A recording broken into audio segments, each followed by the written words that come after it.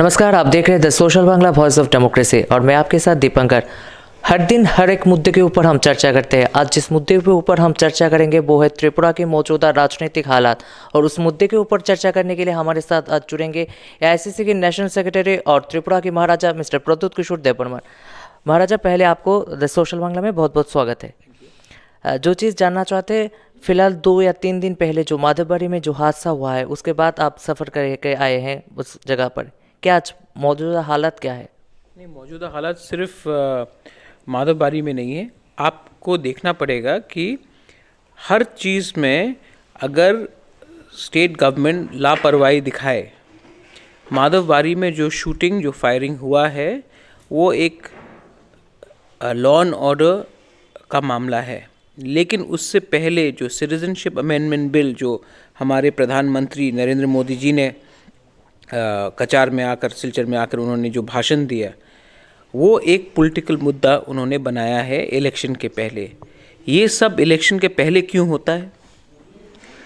Prime minister आकर एक citizenship amendment का बात इलेक्शन के पहले क्यों करते हैं? क्योंकि उनको वोट चाहिए।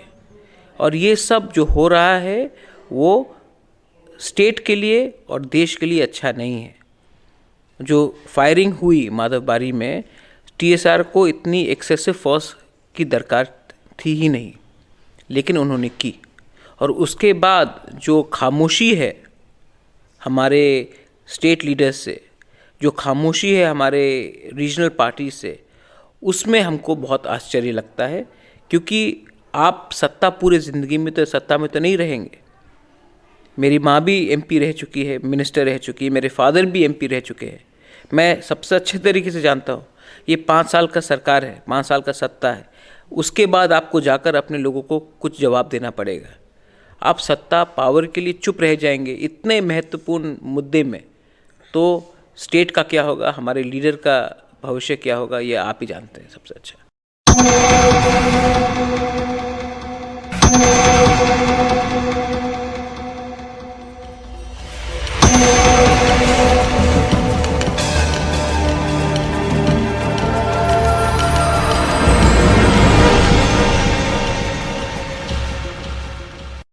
त्रिपुरा की अगर बात करें, 18 के चुनाव से पहले इंडिजिनस पार्टी ने रोड ब्लॉकेज किया था, आंदोलन किया था। उसके बाद त्रिपुरा में चुनाव हुआ, भारी बहुमत के साथ नया सरकार गठित हुआ है। उसके बाद 2019 की चुनाव जैसे जैसे नज़दीक आ रहा है, ऐसे ऐसे मुद्दे उठ के सामने आ रहा है। ये क्या इलेक्शन का कोई प्रोपागेंडा है क्या? नहीं, ये तो पूरा इलेक्शन का प्रोपेगेंडा है। जो रोड ब्लॉकेट हुआ था वो तिपरा लैंड के लिए हुआ था। तिपरा लैंड आज कोई बात नहीं कर रहा उसके बारे। सिटीजनशिप अमेंडमेंट बिल अगर कल पास हो जाता है राज्यसभा में, तो आप त्रिपुरा को और पूरे नॉर्थ ईस्ट को आप छोड़ ही दीजिए। हमारा कुछ भविष्य नहीं रहेगा। आप खुला न्योता देंगे, आइए हमारे राज्य में, हमारे क्षेत्र में आप घर बनाइए, आप बैठिए। और आप जो हमारे जो लोकल पॉपुलेशन है उसमें बंगाली हैं, इंडिजिनस हैं, मणिपुरीज हैं, गोरखाज हैं, उनको आप नकार दीजिए। हम नए सिटीजन्स को लाएंगे। जो नॉर्थ ईस्ट का जो पहले से जो सिटीजन्स हैं उनको हम स्कूल नहीं दे सकते, उनको अच्छा सा हेल्थ केयर नहीं दे सकते, उनको नौकरी नहीं दे सकते, उनको बोलते पकौड़ा बनाओ। और बांग्लादेश से आदमी को लाकर हम अपने सर के ऊपर रखेंगे। सर के ऊपर क्यों? उनको मुख्यमंत्री बना देंगे, उनको एमपी बना देंगे, उनको नौकरी दे देंगे। सब उन्हीं के लिए होगा। ये कहाँ का न्याय है? आप इंडियन हैं, मैं इंडियन हूँ। पहले हमारे सुविधा के बारे में सोचिए, ना कि कहीं और के देशों को आदमी को लाकर यहाँ में हमारे संग रखिए। और अगर इतना ही प्यार है अगर हमारे पड़ोसी के संग, तो आप गुजरात में कुछ को रख लीजिए, पंजाब में रख लीजिए, मध्य प्रदेश, राजस्थान, आंध्र प्रदेश, तेलंगाना, तमिलनाडु, उड़ीसा में रख लीजिए। नॉर्थ ईस्ट अब और ये नहीं रख सकता। ये हमारा स्टैंड है।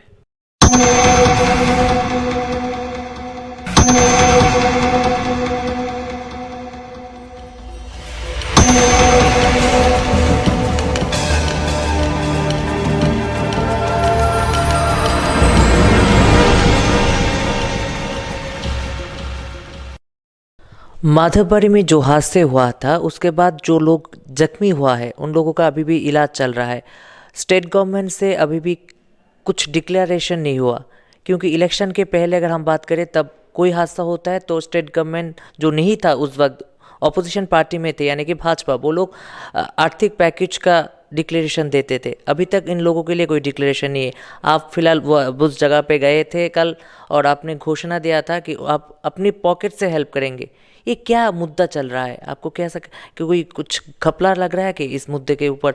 नहीं, देखिए, I don't care about all these things. मेरा एक इमोशनल कनेक्ट है, जितना है मेरे पास मैं दे दूंगा। ये कोई कंपटीशन नहीं कि कौन कितना देगा।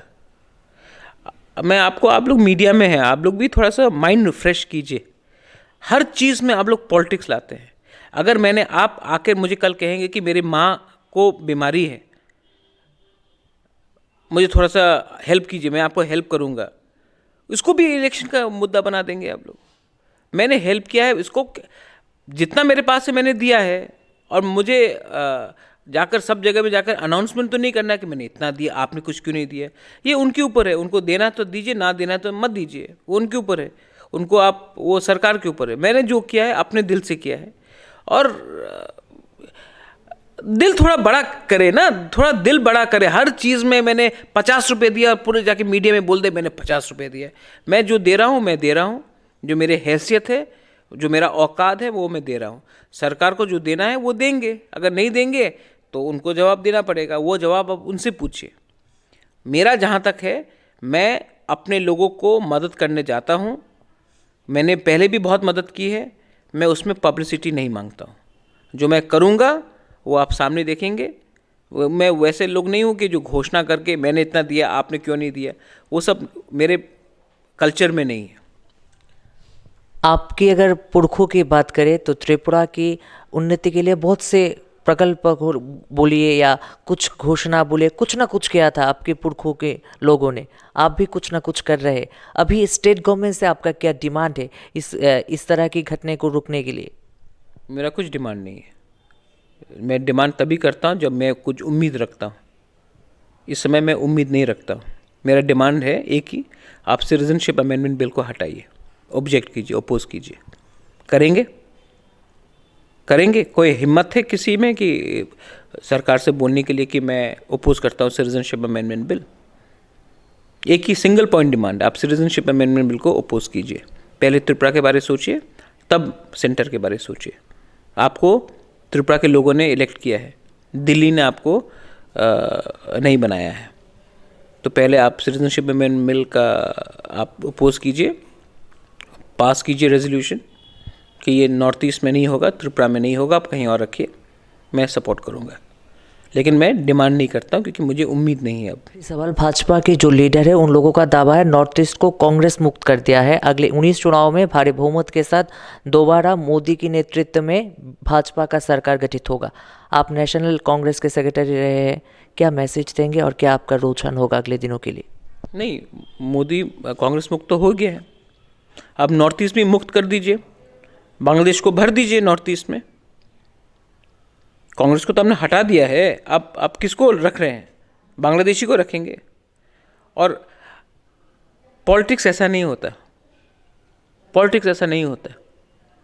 राजनीति का, नीति से पहले राज और तब उसके बाद नीति, ठीक है? अगर आप को लगता है कि बीजेपी 25 सीटों में 21 लेके आएगी, आपको अगर लगता है तो मैं अभी आपको लिखित दे सकता हूँ, बीजेपी का हालत नॉर्थ ईस्ट में जनवरी 5 के बाद, प्राइम मिनिस्टर के भाषण के बाद बीजेपी का हालत इतना खराब है कि बीजेपी के खुद के एमपीज, एमएलएज आसाम में, नॉर्थ ईस्ट में, मेघालय में, नागालैंड में, अरुणाचल में, सब बौखला गए हैं। और मैं कांग्रेस बन के नहीं बोल रहा हूँ ये बात। ये प्रॉब्लम है कि आपने नॉर्थ ईस्ट का दिल का बात नहीं सुना है। आपने जो आपको आदेश नागपुर से आया है, जो आदेश दिल्ली से आया, उनका बात सुन के आप चल रहे हैं। पहले आप देखिए नॉर्थ ईस्ट में क्या प्रॉब्लम है, उनके दिल के अंदर क्या है। और अगर आपको नॉर्थ ईस्ट के बारे इतना प्यार है, इतना चिंता है, तो आप citizenship amendment bill pass Rajya Sabha में नहीं करेंगे, और ये राज्य जो हैं इनको जाके बोलना है। पूरे नॉर्थ ईस्ट में बीजेपी के एमएलएज भी उसका अपोज कर रहे हैं, और त्रिपुरा में हमारे इतने जो एमएलएज हैं उनको भी समझना है कि अगर आज आपने अपने लोगों के संग धोखा किया तो पब्लिक आपको माफ़ नहीं करेगी। 5 साल के लिए आपका सरकार है, 5 साल के बाद क्या होगा?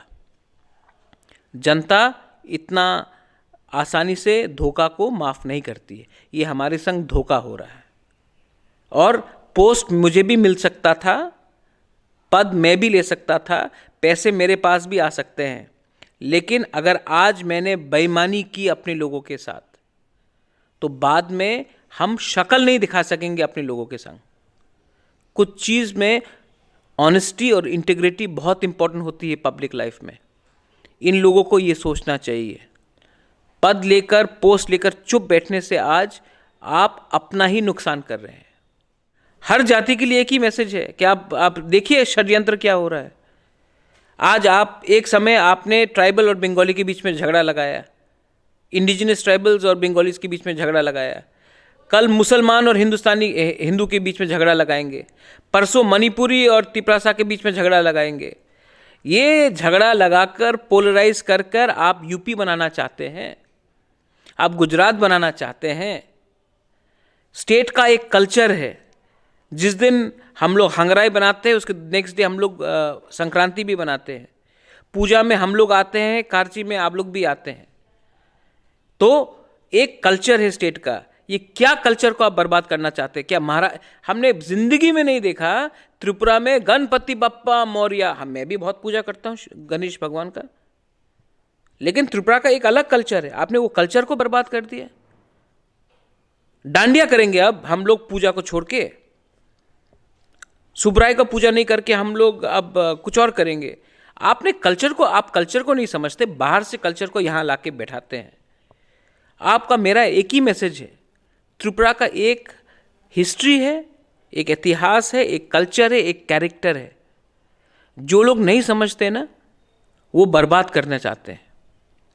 तो इसमें सिर्फ जनजाति खतरे में नहीं है, पूरा त्रिपुरा खतरा में। आज मैं आपको तभी भी बोलता हूँ कि हमारे पास नौकरी नहीं है, स्कूल में शिक्षा नहीं है, आप अस्पताल जाइए, अस्पताल भरा हुआ है, इंफ्रास्ट्रक्चर नहीं है, और हम अपने नागरिक का सुविधा नहीं देखकर हम बांग्लादेश से आदमी को लेके आए, उनको नौकरी दे, उनको बनाए एमपी, एमएलए, मिनिस्टर्स। आप क्या हिंदुस्तान के नागरिक नहीं है? मैं हिंदुस्तान का नागरिक नहीं हूँ? पहले हमारा सुविधा तो देखिए। और अगर इतना ही प्रेम है हमारे पड़ोसियों के साथ आपको, तो आप कृपया करके गुजरात, महाराष्ट्र, मध्य प्रदेश, राजस्थान, उड़ीसा, तेलंगाना, पंजाब में उनको श्रेय दे दीजिए। हमारा पॉपुलेशन पहले से बहुत छोटा है, ज़मीन कम है, पहले से हम लोग भर चुके हैं, पहले से ये विवाद और सोसाइटी को डिवाइड कर रहा है। आप रख लीजिए अपनी जगह में। आपके पास तो 6 करोड़ लोग हैं, 8 करोड़ लोग हैं, हम तो 20, 25, 30 लाख का पॉपुलेशन है। हम कितने को रखेंगे अब? तो ये बात मैंने बहुत क्लियरली बताया है। सिर्फ एक कम्युनिटी खतरे में नहीं है, पूरा क्षेत्र खतरे में है। और सच बोलने से अगर मेरा नुकसान होता है तो मैं अपना नुकसान देखने के लिए तैयार हूं, लेकिन मैं झूठ नहीं बोलूंगा। और पावर हमेशा परमानेंट नहीं होता, लेकिन आपके लोग आपके संग हमेशा रहते हैं। ये मेरा फाइनल मैसेज है।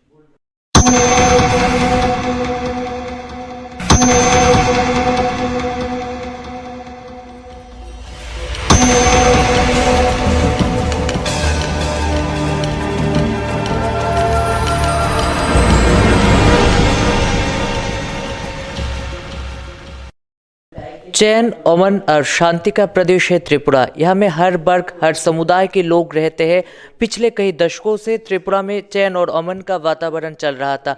अभी कुछ दिनों से त्रिपुरा में जो मौजूदा हालात चल रहा है उसको मद्देनजर रखते हुए त्रिपुरा के महाराजा यानी प्रद्युत किशोर देवबर्मन ने साफ तरीके से बता दिया कि हमें हमारी जनजाति नहीं, जाति नहीं, हर एक लोग हैं, हम हर समुदाय के लोग, हम एक साथ रहते हैं। अगले दिनों में भी हम ऐसे ही रहना चाहते। जो भी षड्यंत्र करना चाहते हैं उसको पहचानिए, क्योंकि सत्ता हमेशा टिका नहीं रहेगा, क्योंकि सत्ता में जो भी आता है सिर्फ 5 सालों के लिए।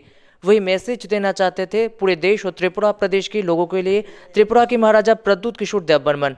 अब ये देखना ये है त्रिपुरा की सरकार या देश की सरकार अगले दिनों में इस षड्यंत्र के खिलाफ अदत में ही कोई मुद्दा उठाता है या इसको इलेक्शन का प्रोपेगेंडा बना के अपना फ़ायदा लूटता है। तभी तक सब अपडेट्स देखने के लिए ज़रूर सब्सक्राइब करने के लिए मत भूलिए हमारा channel social Bangla. Visit us at www.thesocial.in। नमस्कार।